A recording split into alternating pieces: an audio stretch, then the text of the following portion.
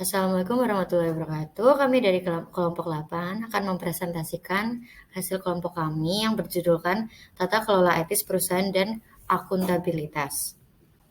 Berikut ada nama anggota dari kelompok kami, yaitu yang pertama Ansyah Deniar dengan NIM 202001714146. Kedua, saya sendiri Dini Namukaromah 2021017074 dan yang terakhir Emma Agustina 2021017042. Governance system merupakan tata kelola yang baik pada suatu usaha yang dilandasi oleh etika profesional dalam berusaha atau berkarya. Pemahaman atas good governance adalah untuk menciptakan keunggulan manajemen kinerja baik pada perusahaan bisnis manufaktur atau good corporate governance ataupun perusahaan jasa serta lembaga pelayanan publik atau pemerintahan. Good governance. Secara harfiah, berarti sistem pemerintahan sebagai bentuk hubungan antar lembaga negara dalam melaksanakan kekuasaan negara untuk kepentingan negara itu sendiri dalam rangka mewujudkan kesejahteraan rakyatnya. Sistem ini dibedakan menjadi berikut.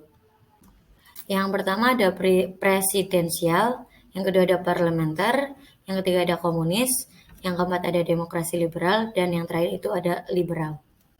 Prinsip-prinsip good governance. Yang pertama ada partisipasi, kedua ada profesional, ketiga ada efektif dan efisien, yang keempat itu ada akuntabilitas atau akuntabel, berikutnya ada tanggung jawab, dan lain-lain. Budaya etika mengembangkan struktur etika korporasi. Budaya etika, hubungan antara CEO dengan perusahaan merupakan dasar budaya etika. Tugas manajemen puncak adalah memastikan bahwa konsep etikanya menyebar di seluruh organisasi melalui semua tingkatan dan menyentuh semua pegawai. Hal tersebut dicapai melalui metode 3 lapis, yaitu yang pertama menetapkan kredo perusahaan merupakan pernyataan ringkasan mengenai nilai-nilai etis yang ditegaskan perusahaan yang diinformasikan kepada orang-orang dan organisasi-organisasi baik di dalam maupun di luar perusahaan.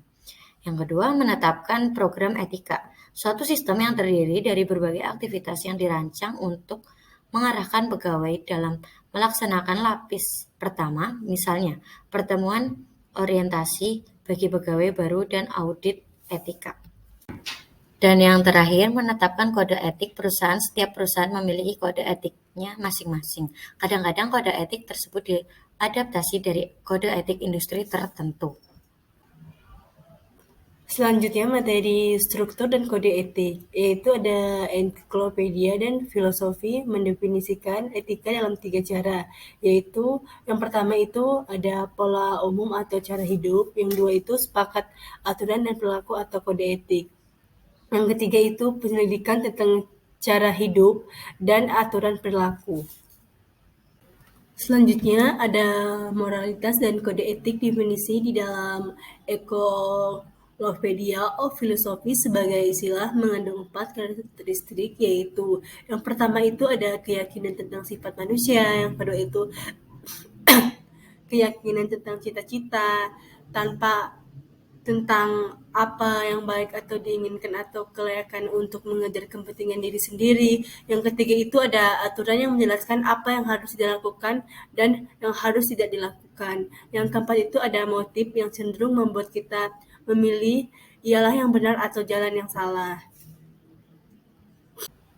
Selanjutnya, penerapan good governance. Nilai-nilai etika perusahaan yang sesuai dengan prinsip-prinsip GCG, yaitu yang pertama itu ada kejujuran, yang kedua ada tanggung jawab, ketiga saling percaya, yang keempat ada keterbukaan dan kerjasama. Kode etik hendaknya dapat dimengerti oleh seluruh SDM perusahaan dan akhirnya dapat dilaksanakan dalam bentuk tindakan nyata.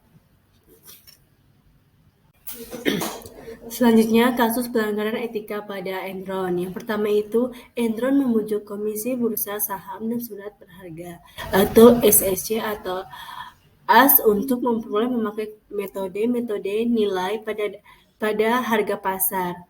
make to market untuk diberlakukan pada kontrak mereka. Yang kedua itu harapannya perusahaan akan menambahkan arus kas masa datang pada kontrak menerapkan tingkat diskonto. Selanjutnya, dan menghitung nilai saat ini bersih net present value atau NPV. Dari kontrak tersebut, NPV ini yang kemudian dilaporkan sebagai nilai sebenarnya dari kontrak. Jika NPV lebih tinggi dari yang Enron dibayarkan, lalu selisihnya dapat dilaporkan sebagai sebuah laba pada laporan keuangan Enron. Enron bersama konsultan Arthur Andersen membentuk anak perusahaan yang bertujuan untuk mencari tambahan modal yang akan digunakan Enron untuk mengembangkan usahanya. Modal yang diterima dari anak perusahaan yang berasal dari hutang dengan jaminan saham Enron kemudian diserahkan kepada Enron. Selanjutnya, dalam transaksi tersebut, uang diterima Enron dari anak perusahaan adalah transaksi hutang. Namun, Enron membukukan hutang dari anak perusahaan sebagai pendapatan. Dalam pelanggaran etika pada Enron, dalam kasus tersebut, Enron perusahaan telah melanggar etika pengungkapan dalam laporan keuangan. Terdapat hal-hal yang tidak diungkapkan oleh perusahaan dengan tujuan untuk mencari keuntungan sepihak. Selain itu, Arthur Andersen sebagai konsultan tidak menjunjung nilai-nilai integritas yang seharusnya mereka jaga. Sesungguhnya Arthur Andersen mengetahui apa yang dilakukan oleh Enron tidaklah benar. Namun Arthur Andersen memberikan penilaian bahwa Enron telah menyajikan laporan keuangan dengan akurat. Kesimpulan kasus. Dalam kasus tersebut, Enron perusahaan telah melanggar etika pengungkapan dalam laporan keuangan. Terdapat hal-hal yang tidak dapat diungkapkan oleh perusahaan dengan tujuan untuk mencari keuntungan sepihak.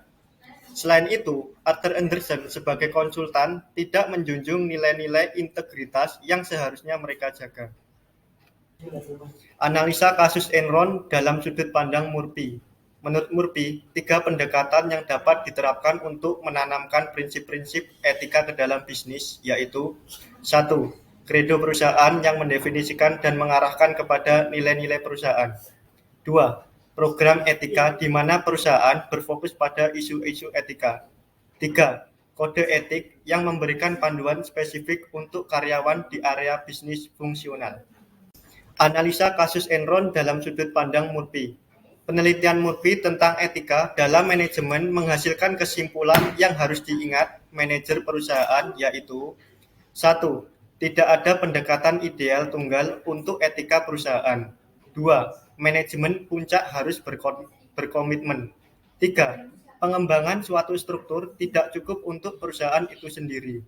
4. Meningkatkan kesadaran etis dalam suatu organisasi tidaklah mudah.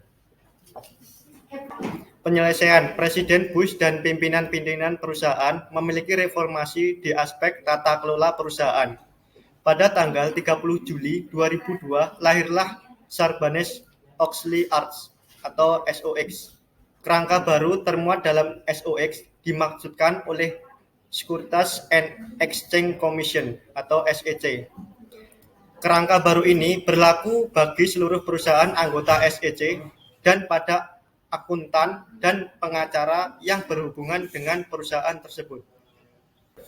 SOX dirancang untuk memfokuskan kembali tata kelola perusahaan pada tanggung jawab terhadap kewajiban fidusia di luar kepentingan mereka sendiri dan lebih kepada kepentingan shareholder dengan kepentingan masyarakat. Sekian dari kelompok kami. Terima kasih.